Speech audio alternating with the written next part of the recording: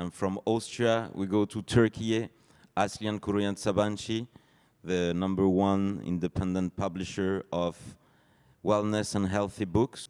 Hello. It's my honor and pleasure to be here.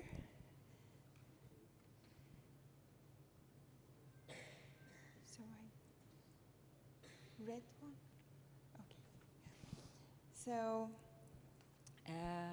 I've been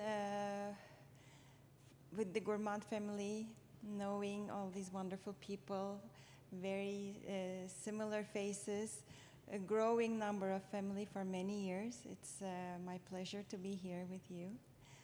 I will. This one? Which one? The green one, okay. Okay.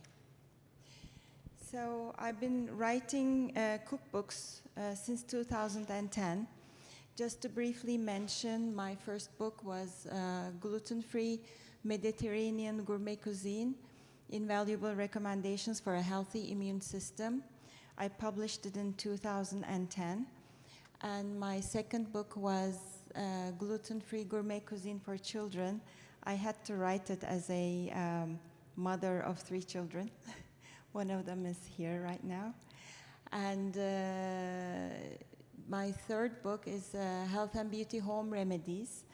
I will mention about these books in a while. And my other 2 books are Gluten-Free and Sugar-Free Gourmet Cuisine, Desserts and Saltines, and Nature's Therapeutic Recipes.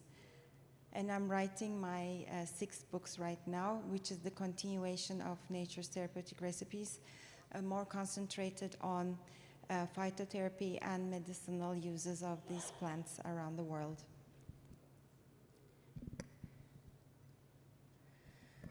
So since 2010, thanks to the motivation and appreciation and all the network I got from Gourmand with nice memories, I got inspiration from all of the works with all of the valuable writers like yourself, made very good friends, and it's been a pleasure to be here.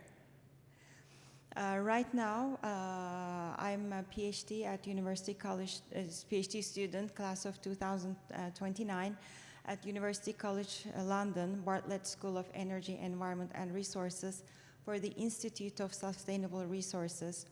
But I chose this path, falling in love with the medicinal plants, the food, the vegetables, and everything we ate. And I also saw that they're fastly disappearing. So I said these resources should be protected. And it's very connected with, biodiversity is very connected with what we eat. So I started doing my PhD this year. But my education is, I started studying molecular biology and genetics, and then in my second year I transferred to being an economist major, and I completed my MBA, and afterwards I completed, when I started writing my books, many programs including immunology, pharmacology, wellness, nutrition and dietetics, wines, French wines, but it's including more of like architecture, food photography, and many more. My first book, after I realized my immune disorders and food allergies, and having worked many years in healthcare sector myself, I was looking for resources for Mediterranean cuisine on gluten-free eating, because I was also gluten sensitive, and I realized that when I gave birth to my 3rd child, and I was in my early 30s, and when I found no resources available in the market, I tried to do our own Turkish and Mediterranean recipes at home, to develop some recipes that are gluten-free, excluding all the gluten items in it. And nobody wanted to publish this. They said at the time, when it was 2010, it will not sell, and it will not be interesting because nobody knows gluten and nobody eats gluten-free. And I thought that I cannot be the only one who is having this issue, and I decided to publish it myself.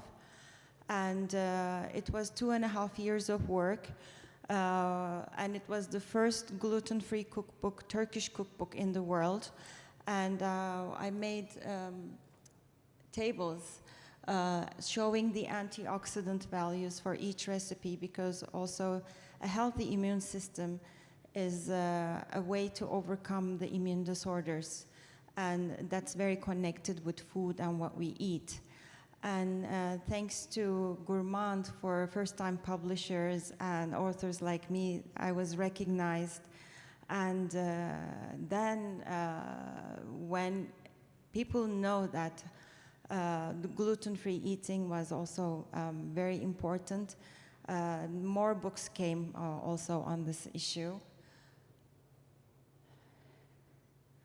So I included sections of the reasons for food sensitivity, the differences between celiac disease and food sensitivity, and how to overcome the antioxidants, where else antioxidants are found in nature and in my recipes. And then I included recipes like homemade curd cheese, which is from our cuisine, and homemade Turkish delight. Like, I wanted to show that you can make some of the desserts also gluten-free.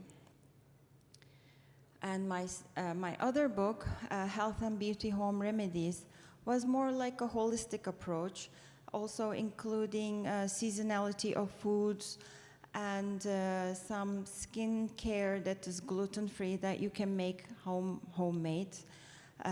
In your kitchen, some healthy drinks, and some natural antibiotics made from garlic and lemon and just ginger.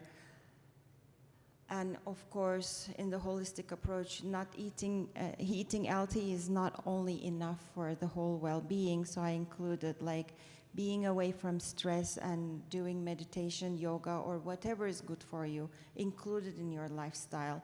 And this is also another recipe, like a homemade eye pillow to relax you and have a good night's sleep. There is rice or lint seeds in it, and you can put lavenders or roses, whatever you want, just to have like a relaxing environment. But you can always make all these in your home kitchen. And as a mother of 3 children, before they grow and I forget how to deal with difficult eaters, I wanted to write this book. And this book is about making children love the junk food, who love the junk food, the homemade versions of all that food at home, like homemade hamburgers, homemade chicken nuggets, homemade ketchup, homemade vinegars, and homemade fish cakes, like for the ones who doesn't like to eat the fish as a whole, but in the form of like a cake, like the idea of a meatball. That's another homemade cheese recipe. So that's the chicken nugget right there. And I use beetroot a lot, so I had to put that picture. But I tried to make it appealing for children, make the chicken nuggets look like stars, or make it look like more modern to appeal for the children. And with all these friendships throughout the years, thanks to Gourmand, all my 3 first books were also displayed in Sweden at the International Cookbook Exhibition, together with the other 25-year award winners in Björkborn. And thanks to Gourmand for this wonderful opportunity as well. And my other book, Nature's Therapeutic Recipes, I wrote this during COVID. wrote my other two books, Gluten-Free, Sugar-Free Gourmet Cuisine and Nature's Therapeutic Recipes, because during COVID, we all understood how important it is to eat healthy, because the survivors were the ones with the strong immune system. And the plants are really, the food we eat is really our medicine. So in this book I mentioned about the plant ethnicity. As we do have ethnicity, plants do have ethnicity as well. I will come to that point in a while, but all these global centers of plant ethnicity and plant diversity is all around the world, as you know. So it's really important, not only in our country, but all around the world, to protect this biodiversity. So in this book, I wrote about some of the most commonly used plants, such as thyme and turmeric and many more, in their historical values and what kind of diseases they were used, what kind of antioxidants and compounds they have, and why they are good for our health. And in this book, I also wanted to mention about the new nutritional model that's developed after the COVID pandemic. Also in America, they accepted that the Mediterranean diet was the best diet to follow, which is full of whole grains. So it was like writing carbohydrates before. So the term carbohydrates changed to whole grains. Proteins, the term meat changed to proteins, which includes the plant proteins, plant-based proteins. The vegetables and fruits are half of the other plate. So this is like a more round plate section. But they also included the importance of sleep, water, the healthy oils, the sport, and not consuming too much salt or hydrogenated fats or refined sugars. So my other book, Gluten-Free and Sugar-Free Gourmet Cuisine, was more about also eliminating refined sugars, not only the gluten. And it was quite challenging to make those macarons, for instance, using no powdered sugar and no food coloring. That in the picture is, the green comes from the green tea powder, and the brown is the chocolate cacao. And so to make that consistency, I really had to change the recipes and try many times in the kitchen, but you can make it. You can make it work without refined sugars.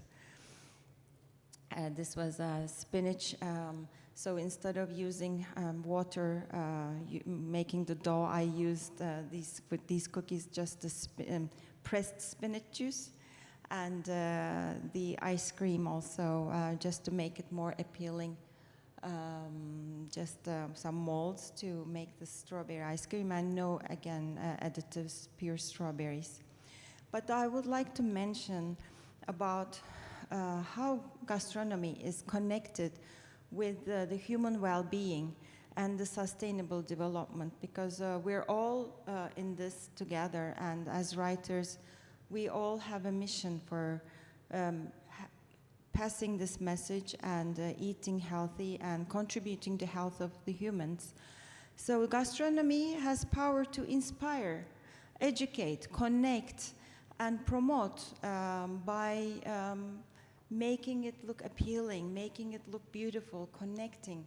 So we have a very important role. And we're all interconnected in this world, because we breathe the same air, we swim in the same oceans. The oceans have, they go around the whole world, so with the currents. But then we also see the effects of this global warming, and we all see this sad picture of the polar bear, and we're all responsible in helping the ecosystem recover. So when we see like a 1.5 degree increase in the temperature, we say like, oh, it's just 1.5 degree, but in fact, it's the 4% of the mammals losing their natural habitat. So if it's 2 degrees increase, it's 8% loss. If it's 3 degrees, it's 41%. It's really, really severe effect on the temperature. And it is record high every single year compared with the year before. So I'm also a PADI scuba diver, and I dive in different parts of the world. And this is in Indian Ocean. I was helping building coral frames, and I see the huge change in the corals due to global warming. And the reason for coral bleaching is actually there is the soul of the corals, which is the algae that lives in the corals. They get stressed under higher temperatures, and the soul of the coral, which is the algae, leaves the coral. So it's like the beaching of the whales. So it's like they die, and due to these high temperatures. And I would like to show you a movie about also the plastic waste. Do we have the sound? No sound. Found floating with a very big cut over his eye, but that has already healed, and he started passing some plastic. This is his poop. Yes, this is all we found in So him. he cannot dive because he swallowed plastic. Yes, yes. So we took him to get an X-ray a few days ago, and it looks like he got everything out already. So he's ready to be released. So in a little bit, yes. He was a bit skinny, so he's gaining a little bit of weight. So as soon as he's healthy, he'll be ready to go back. Is this the plastic that comes out from the Yes. tummies of the turtles? Yes, this is from Nadia, one of our turtles as well, and this is from B, our other very small juvenile over here.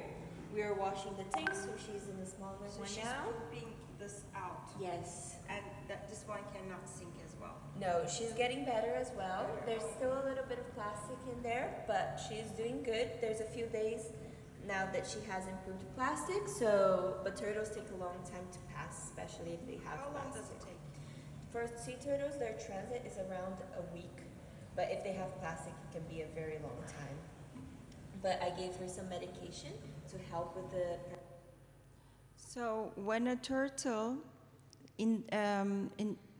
swallows plastic, it takes about a week or 2 for it to get it out of the system.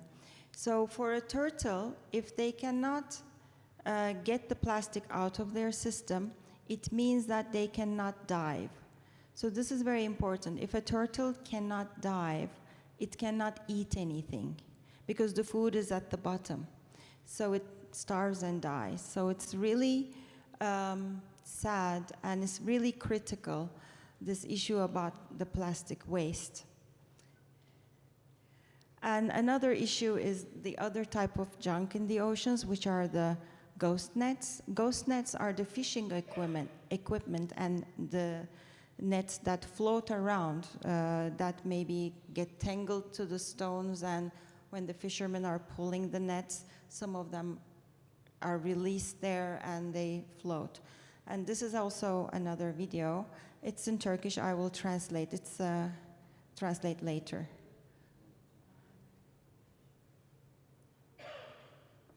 Do we have the sound? Bazen balıkçı ağlarının bazıları kopup denizde kendi başlarına yüzüyorlar. Bu yüzen ağlara ghost net deniyor ve bu ghost netlere yakalanan kaplumbağalardan bir tanesi. So this is a turtle losing one arm because it was tangled to the ghost nets. It was found and still cannot dive due to stress, not the plastic this time. And it takes a longer time for a turtle when they are stressed that they cannot dive. Can take months. So I was so afraid. So I lost an arm while trying to get out. And if a turtle loses one arm, it can be released back to the water. 2 arms can be released back to the water, but 3 arms cannot be released back to the water again. So it's really, really important that this junk in the sea has to stop. And it's the same in the land animals. These are also from the tummies of the land animals, all the plastic that they eat. And it's not only the plastic that's puncturing their organs, but also the toxic molecules that's released from the plastic is killing them. So the role of gastronomy here is really important. Why is it important? Because when we are careful consumers, we all help the ecosystem. And also, there's one very important factor that can reduce the plastic or and help the ecosystem is the eco-friendly packaging. So imagine that, you know, we reduce all the plastic just by reducing the plastic in the food packaging. That's a lot of help. And also the farming and the importance of the locally sourced food is also very important. And really, it's also very important in interconnectedness, but also in health. So imagine that we're eating a chicken that ingested plastic, that, you know, even plastic was found in mother's milk in very, very minute forms. So imagine how much plastic we ingest every day in our everyday lives. And the role of gastronomy is very important. And I'll very briefly quote from international organizations that how they place the role of the gastronomy in the health of the environment, the planet, and the well-being. World Economic Forum says a transformation is needed to balance economic growth and sustainability. So we need to invest in this kind of technologies, in this kind of food production that is contributing to the health of the ecosystem and health of the human being. Also the World Health Organization, same message. OECD, same message. World Bank, same message, saying, you know, we have to develop this and invest in this kind of technologies. United Nations have the goals saying, you know, protection of the water life, the terrestrial life, preserving biodiversity. And this is all connecting to gastronomy. And in 2016, United Nations announced the World Sustainable Gastronomy Day to recognize gastronomy as a great contribution to sustainability, to cultural heritage, and for the biodiversity, restructuring of the food chain, food safety, and nutrition. And we all know by heart what are the sustainability targets and in gastronomy. You know, also we must eat healthy. We must go back to consuming our local cuisines, not to have them disappear and lost. Because when we don't forget those local foods, we also create demand for these local foods. And because of the demand, the production for these local foods, the agriculture will be increased for these local foods. And the biodiversity needs this. The biodiversity will benefit from this because we will pay attention and we will all work together for these recipes not to be lost. So I go quicker on this one. And why is it important, this local cuisines? It's important because the plant doesn't exhibit the same components in all parts of the world. And when they're born, wherever they are born, they're more valuable due to the soil composition, the fossil composition, the pH composition of the ground and the soil. And this is where geographical indications is very important.